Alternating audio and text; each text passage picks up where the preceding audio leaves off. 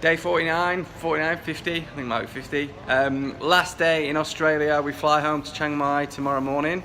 So we're just gonna fit in a quick leg workout with my brother-in-law. We're in Sydney now. So we're at his gym, which is All Sorts Gym.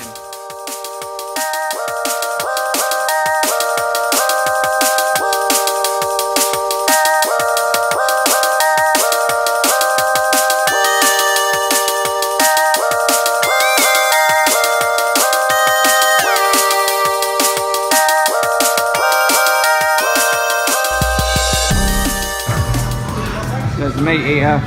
Look at the size of him. I think he's going to be lifting twice as much as me today. But never mind.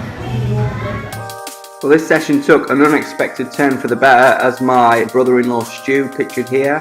He's a bit of a squat expert. He's been doing it for years. As soon as he saw my technique, he said there was a number of issues with what I was doing. I had no idea. I thought I was squatting correctly, but there was at least 5 things that I was getting badly wrong, big mistakes that were really holding back my progress. Instead of the full session we had planned, it turned into a bit of a squat schooling exercise, which I fully appreciated.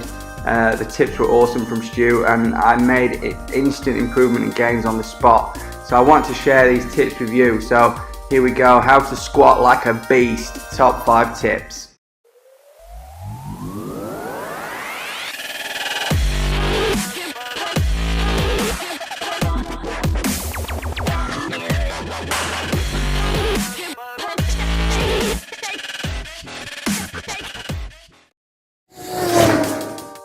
Tip 1, warm up. You should warm up before any form of exercise, but the squat is a high intensity, high load movement and exercise, so it's very, very important that you warm up properly.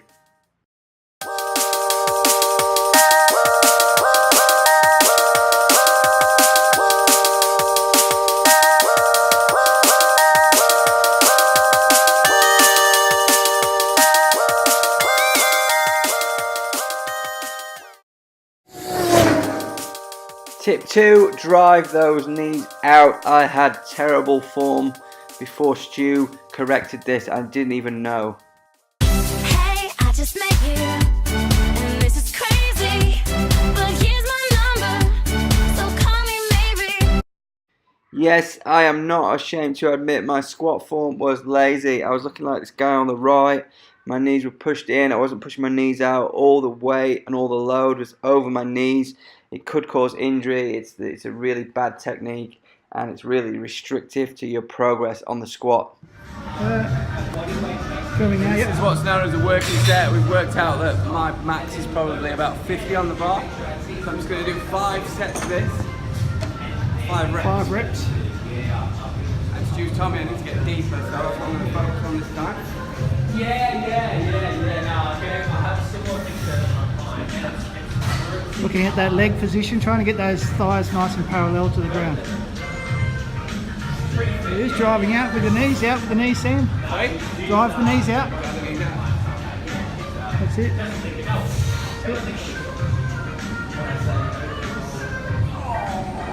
That's it, good work.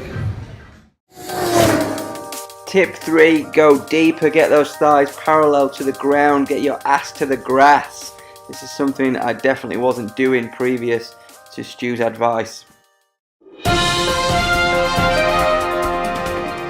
My grandma was right, I didn't even move. This is the full squat motion. Sitting somewhere in between sort of parallel and half not parallel.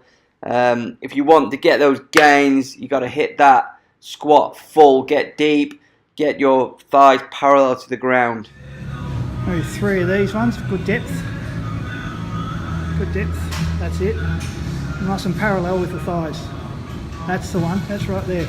That's it, one more of that. There it is, yep.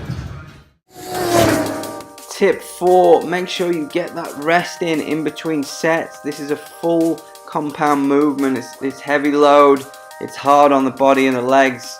To get the full benefit from this workout, you need to have at least 2 minutes, preferably 3 in between sets. Another good tip from Stu the Meat Beast is just if you're working on your power lifts, which is obviously squatting, deadlift, military press or bench press. You've got to have a nice big rest in between, like 2 to 5 minutes. Give your muscles a chance to recover, so that when you hit it again, you can hit it with full power and get the optimal out of your training. This one seems so simple. Tip 5, shoes off. The simple ones are always the best ones. I can't believe I was making this mistake. Another good tip from Stu was take your shoes off when you're doing this, because obviously looking at my trainers, there's just no support in them at all. So when you're putting all that pressure and to targeted area, it just helps to just be barefooted. Big thanks to my bro Stu for those amazing, brilliant tips. Really helped me move my squat game along nicely. And this is what it looks like for me, combining all those tips, getting that technique correct. We had a false start as Sam had to put the pussy pad on, as he calls it. I've got the belt Okay, on. so this, yeah, go on. First time I've used this belt, Stu's just advised me to get it on tight enough that when you're pushing down, you can just feel it really tightening around your abs and your back. And Big breath in, big breath in, push against the belt, push against the belt as you go down. and tightens everything up, that's it.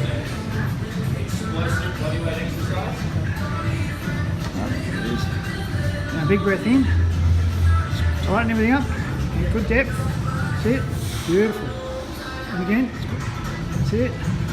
Nice one, this third working set for Sam, so he's probably getting a bit tired, still getting good depth, and driving those knees out. That's it, beautiful. Squeeze it out, drive it up. That's it, Sam.